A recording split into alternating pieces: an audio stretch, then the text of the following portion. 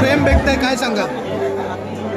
नक्कीच आज वाढदिवस जरी असला तरी पहिल्यापासून म्हणजे नागरिकांची सेवा करणं हेच काम आहे.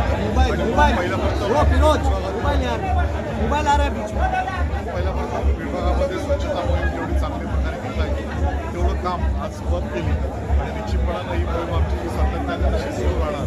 वाढदिवस हे फक्त निमित्त विविध कार्यक्रम उपक्रम सुद्धा निमित्ताने आपण घेतलेले आहे. लोकांचंही प्रेम आहेच पहिल्यापासून, त्यांचे आशीर्वाद आहेत आणि म्हणूनच पर्यंत. सर, एकंदरीत आता पुन्हा एकदा शिंदे गटात खासदारांचा प्रवेश झालेला आहे, काय सांगा?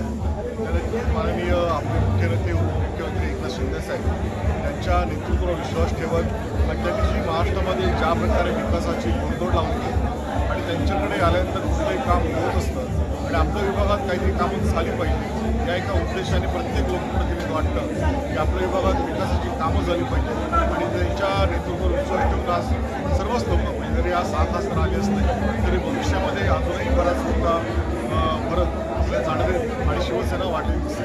सर, प्रत्येक कार्यकर्त्यांची हीच मागणी आहे की कुठेतरी मंत्रिपदावर आपल्याला बघण्याची सर्वांची इच्छा आहे. कशा प्रकारे पुढचं काम असेल या बाबतीमध्ये नक्कीच माननीय एकनाथ शिंदे जो निर्णय घेतील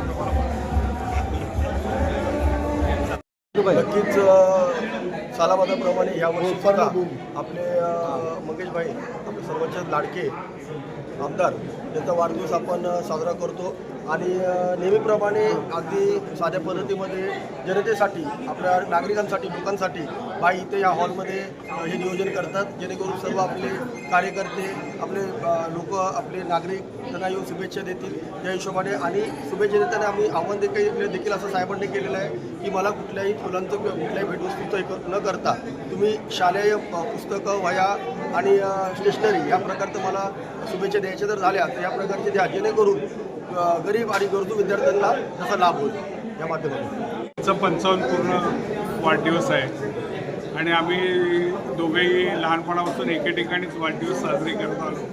गेली काही दिवस जर वर्षे गेली तर पुन्हा एकदा नव्याने आज परत मला वाढदिवस साजऱ्यात उपस्थिती मिळाली आहे. त्यांचं आयुष्य एकदम भरभरून जावं आणि आमचा एक नेहरूनगरचा मिनिस्टर म्हणून इथे त्याची नेमणूक व्हावी ही श्रीचरणी प्रार्थना करतो आणि याच शुभेच्छा देतो.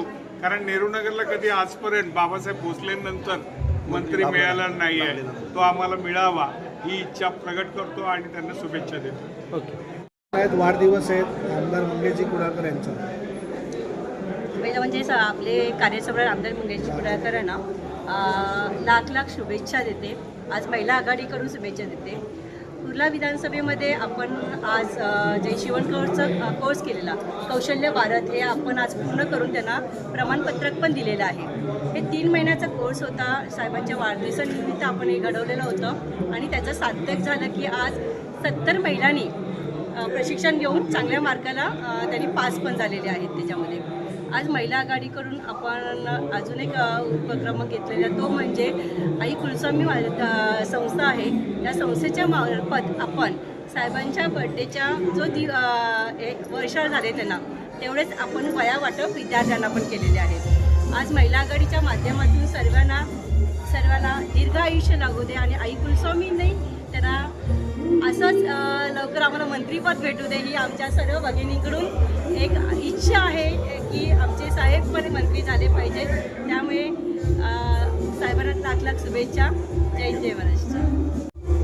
आज आपले लाडके आमदार मंगेश कुडाळकर साहेब हे हॅट्रिक पूर्ण करून आता पुढे मंत्री होण्याचे प्रयत्न करत आहेत आणि त्यांना यश यावं ही आमची सगळ्या विधानसभा महिला सगळ्यांची इच्छा आहे आणि त्यांना वाढदिवसाच्या खूप खूप शुभेच्छा.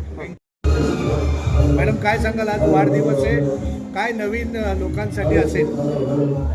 जय महाराष्ट्र. सगळ्यांना मी सांगू इच्छिते आज साहेबांचा वाढदिवस आहे.